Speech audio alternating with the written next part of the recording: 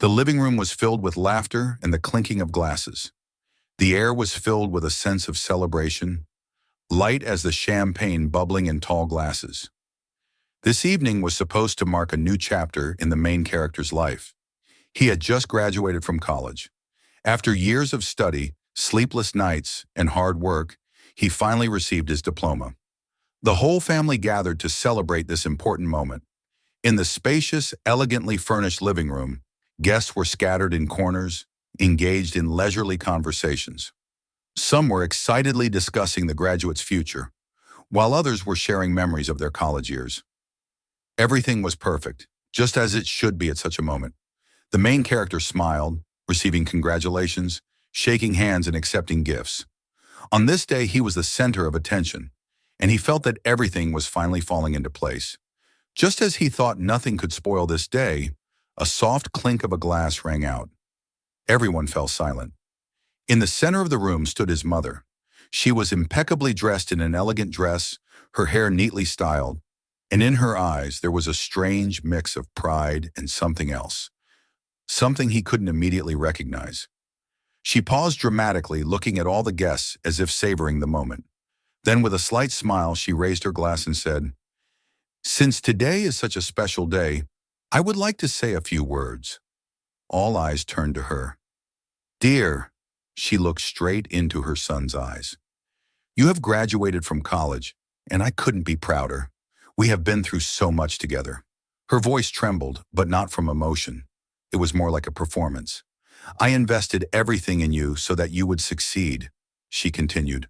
"All these years I paid for your education, housing, books, even food when you came home for the holidays. It wasn't easy, but I sacrificed everything for your future." The guest nodded in agreement, unaware of where this conversation was headed. And then she dropped the bomb. "Now that you have graduated and are starting to work, I think it's only fair that you start paying me back." Silence hung in the room. The main character froze, not sure if he had heard correctly. "Sorry, what?" he asked, involuntarily smiling. "Yes, dear." Her smile widened. "Now that you are an independent adult, it's time for you to return half of your salary to me." For a few seconds, no one knew how to react.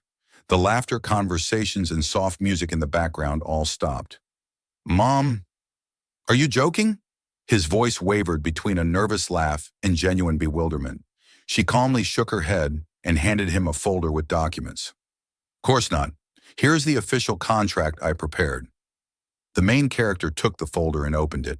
His eyes scanned the lines. Everything was detailed. Education expenses, housing and utilities, food, textbooks, even gasoline. And on the last page, the most terrible part. If he refused to sign, she would sue him for non-payment of a personal loan. His chest tightened. You never said this was a loan." His voice grew louder. She tilted her head slightly, feigning fake surprise. "Oh, darling, of course it was a loan. You didn't think I was giving you that money for free, did you?"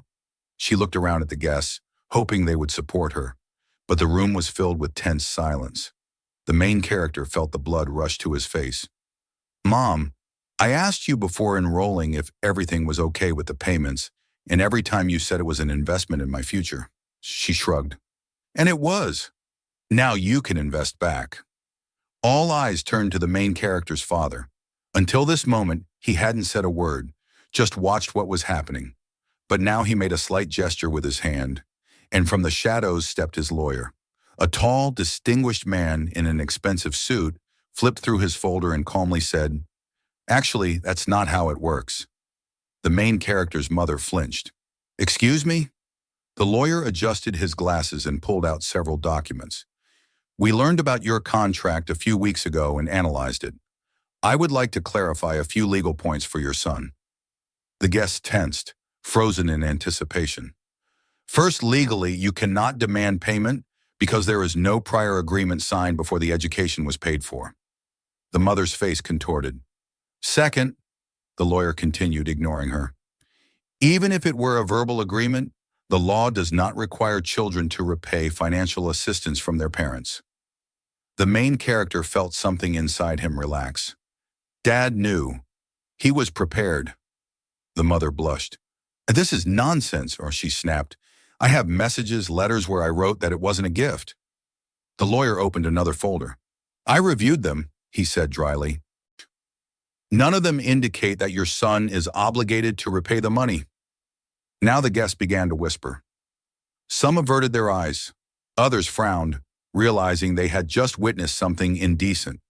The mother abruptly closed the folder, looking around at the guests, understanding that she had lost this round. But her eyes flashed with anger. You all think you're so smart? Her voice trembled.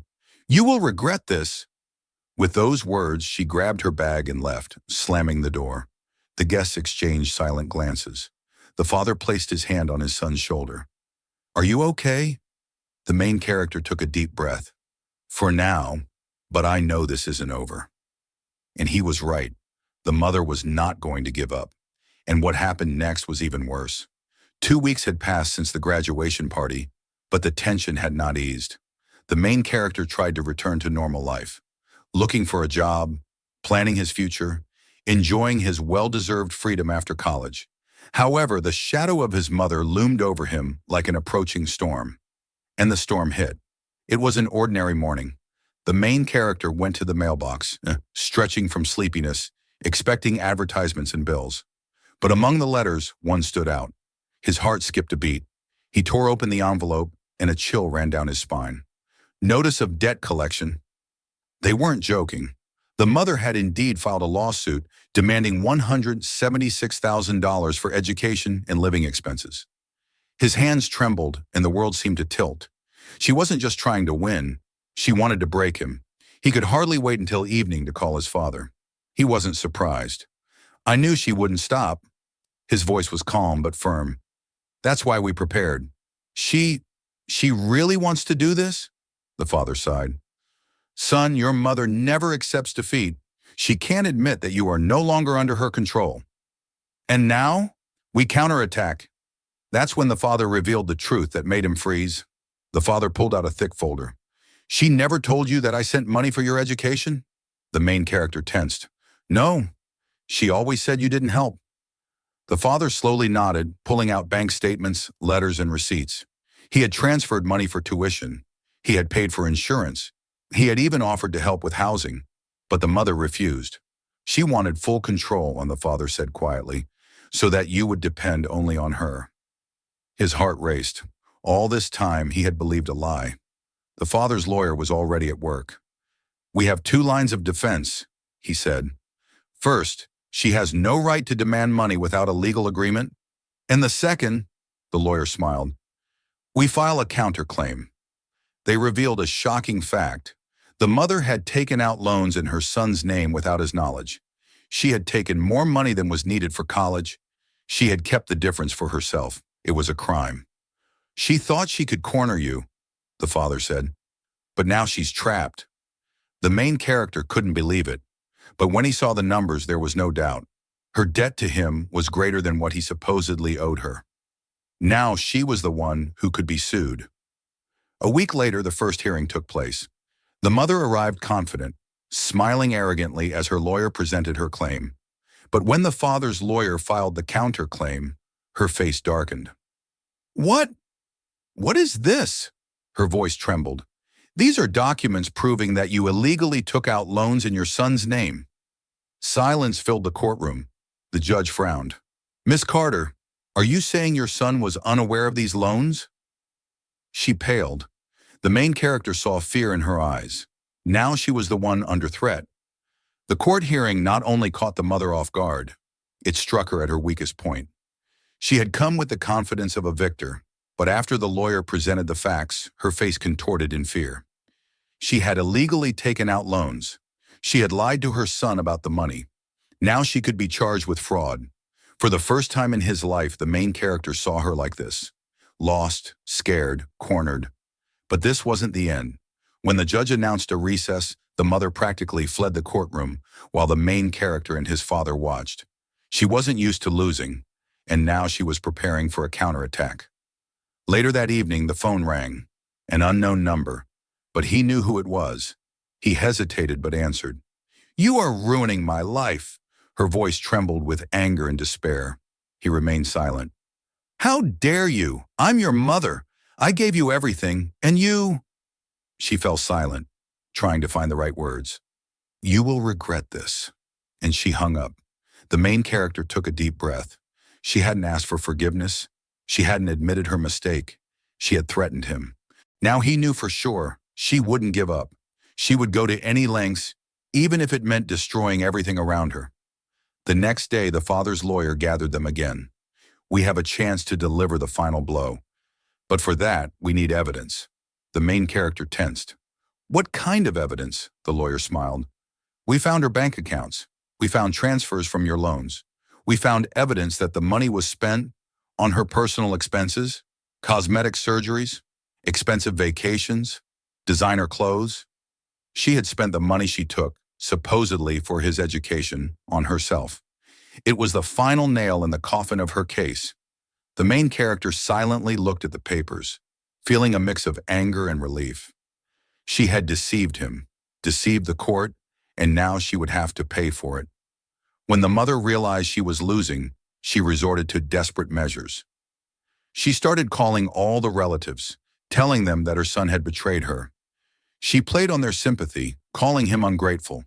She threatened to tell his friends and employers about the lawsuit, but it didn't work. The father involved his lawyers. A restraining order was filed. The media began to learn the truth. The mother found herself trapped again, and then she went all in. The night before the decisive hearing, there was a late-night call. This time it was her lawyer. His voice was tense. "She wants to make a deal." His heart skipped a beat. She wanted to close the case. She agreed to drop her claims. But in return, she wanted him to withdraw his counterclaim. The main character thought about it, but the father said firmly, "No." And then they decided to wait for the court's decision, because the truth had to come out. The decisive day arrived. The courtroom was filled with tension. The main character sat next to his father and the lawyer. The mother sat across from them, but now she was no longer confident in her victory.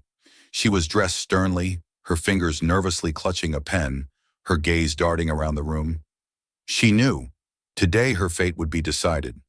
The judge entered the courtroom, and everyone stood up. "Please be seated." At that moment, the silence was oppressive. The main character looked at his mother. Where was her former self-confidence? Where was that cold gaze with which she had handed him the contract? Now she was just a woman on the verge of losing everything. But there was no pity. Today, the truth would prevail. The lawyer stood up first. "Your Honor, we present the key evidence in the case. First, fraud with loans. Second, lies about the loan. Third, money spent not on education, but on personal expenses." Financial reports appeared on the screen. Screenshots of messages where she assured her son that she was paying for everything herself. Bank transfers, cosmetic surgeries, expensive hotels, designer clothes. The mother froze. Her face paled, her lips trembled. She looked at the documents as if seeing them for the first time. She tried to say something, but the judge raised his hand. "The defendant will have the floor later." She fell silent again. When it was her turn, she made a final attempt. She pretended it was all a mistake. She said she didn't know what she was doing. She tried to play the victim. "Your Honor, I just wanted my son to succeed. I made mistakes, but I am not a fraud." Her voice trembled. She wrung her hands. She glanced at the main character as if hoping he would change his mind. But this time he didn't fall for her manipulations. Then the mother burst into hysterics. "I am his mother. Doesn't a mother have the right to ask for something in return? I gave him my whole life. He is ungrateful. He owes me everything." But the judge remained calm. "The defendant, please calm down." The courtroom fell silent. Everyone waited for the verdict. The judge took a deep breath. The silence was oppressive. The law was on the son's side. The fraud was proven. The lies were exposed. The judge looked up. "The court rules. The mother's claim is dismissed. The defendant must return the illegally obtained funds and face charges for financial fraud." Silence. The mother couldn't believe what she had heard. Her eyes widened, her hands trembled. She stood up, dropping her papers. "No! No, this can't be!" But no one listened to her. Her case was lost. She owed a huge amount of money. She faced the consequences of her actions. For the first time in his life, the main character felt free. He looked at his mother and felt nothing. No pity, no anger, just emptiness. When the court session ended, the courtroom remained filled with a heavy silence. The mother stood with clenched fists, her face pale, her gaze darting around as if looking for a way out. But there was no way out. The court had made its decision, and now she had to face reality. The main character, leaving the courtroom with his father and the lawyer, felt a strange relief. Not joy, not triumph, just relief, as if a heavy chain that had bound him all his life had finally broken. Now he was free. No one could demand from him what he had never owed. But the mother was not ready to accept defeat so easily. She caught up with him in the hallway, her steps echoing sharply, almost aggressively. "This isn't the end," she spat out, her voice trembling with rage. "You think you've won. You don't understand what you've just done." The main character looked at her calmly, no longer afraid of her threats. "I just defended myself. You destroyed everything yourself." Her face contorted as if she hadn't expected to hear those words. "I did everything for you," she hissed. "I gave you my life, and you—" She fell silent because she realized her words no longer had any power. Her control over her son was gone. The father's lawyer stepped forward, his voice calm but firm. "I advise you to comply with the court's decision. If you attempt any further actions, we will file a new lawsuit." The mother pursed her lips, her breathing rapid. She understood she was cornered, but even realizing this couldn't stop her from making one last desperate move. Weeks passed, and rumors of the lawsuit spread throughout the community. Relatives, family, friends, the mother's former colleagues. Everyone knew the truth. Many who had once supported her now kept their distance. Some condemned her, others simply no longer wanted anything to do with her. The most devastating blow came when her employer found out about the fraud. She not only lost her job, her reputation was ruined. The mother tried to save face, telling everyone her version of events. She complained that she had been betrayed, that her son was ungrateful, that it was all a conspiracy against her. But the more she talked, the less people believed her. Her financial situation deteriorated rapidly. The court ordered her to return the illegally obtained money, but she had already spent most of it on herself. Collectors began demanding payments. Soon she was on the brink of bankruptcy. She tried to turn to relatives for help, but most turned away. Those who still spoke to her responded coldly. "You brought this on yourself." For a woman who had always prided herself on her control and status, this was the worst punishment. A month later, the main character received a letter from her. It came unexpectedly. A long letter, written in a steady, almost calm handwriting. "I know something terrible has happened between us, but I am your mother. I know you are angry with me, but I am alone. I have no one left. Don't you care? Won't you abandon me like this?" He read the letter several times but felt nothing. She was trying to pull him back into the same cycle of manipulation that had worked before. But now he saw through her. He didn't respond. But the mother was not ready to give up. A couple of weeks later, she appeared at his workplace. He saw her through the glass doors of the office, a woman in rumpled clothes with a shadow of despair in her eyes. She no longer looked like the strong and confident person she once was. Now she was just a broken woman who had no more cards to play. She tried to enter the office, but security stopped her. She pleaded, "I just need to talk to him. I'm his mother." But the main character didn't come out to her. He watched as security politely but firmly escorted her out of the building. This was the end. She no longer had any power over him. The last thing he heard about her was from relatives. After being ostracized from her social circle, losing her job and money, and finding herself without support, she did the only thing she had left. She turned to the press. An article appeared in the local newspaper. "Son abandons mother after everything she did for him." The article contained her complaints, her accusations, her last attempt to turn the truth on its head. But the effect was the opposite. People in the comments quickly found the court documents that exposed her lies. The story of how she tried to trap her own son in financial debt went viral. Now, not only did thousands of people know the truth, her name became a symbol of toxic parenting, manipulation, and greed.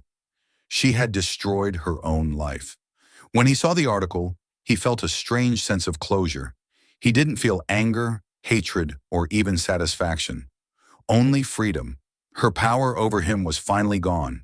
He could move on with his life, without fear, without guilt, without her constant control. For the first time in many years, he was truly free. After everything that happened, it took him a while to realize that he was truly free. Months passed before he got used to the idea that no one would keep him on an emotional leash, that he could make decisions without fear of manipulation. Life went on, and step by step, he learned to be himself without looking back. He didn't gloat over the fact that his mother had lost everything.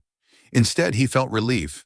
He no longer had to please, justify himself, or fear her anger or manipulations. Everything she had tried to destroy in him was in the past. He could finally build his future the way he wanted. Work brought him joy. He was among people who valued him for his skills and character, not for how well he obeyed someone else's demands. For the first time, he felt that his success belonged only to him. No strings attached, no expectations that he owed anyone anything. But even so, a shadow of the past years lingered within him. From time to time, he caught himself wondering, what if she shows up again? What if she finds a new way to insert herself into his life? But as the months went by, those fears became less frequent. He was no longer the boy who feared her words. Now he knew he could stand up for himself. One day he received an unexpected letter. It came by regular mail without electronic notifications or calls. In the envelope was a small sheet of paper with a short text. I have nothing left to lose. I hope one day you will understand that family is not a business. Goodbye. He read the letter several times. No accusations, no threats, just this strange attempt to make him feel guilty. He crumpled the paper in his hand, wondering what to do with it. Return it? Write a response? Call? Number. He wasn't going to play this game again. He simply tore the letter into small pieces and threw it in the trash. It was her last maneuver, her last hope that he might still believe her version of events. But he had known the truth for a long time. Autumn arrived. He stepped outside, breathing in the cool air. The leaves crunched under his feet, and the sun, filtering through the branches, cast golden glimmers on the pavement. He no longer felt the weight of the past. It hadn't disappeared, but it no longer defined his life. He had his own dreams, plans, and new people around him who didn't need him to prove his worth. He simply lived, and that was enough. He smiled to himself and walked on.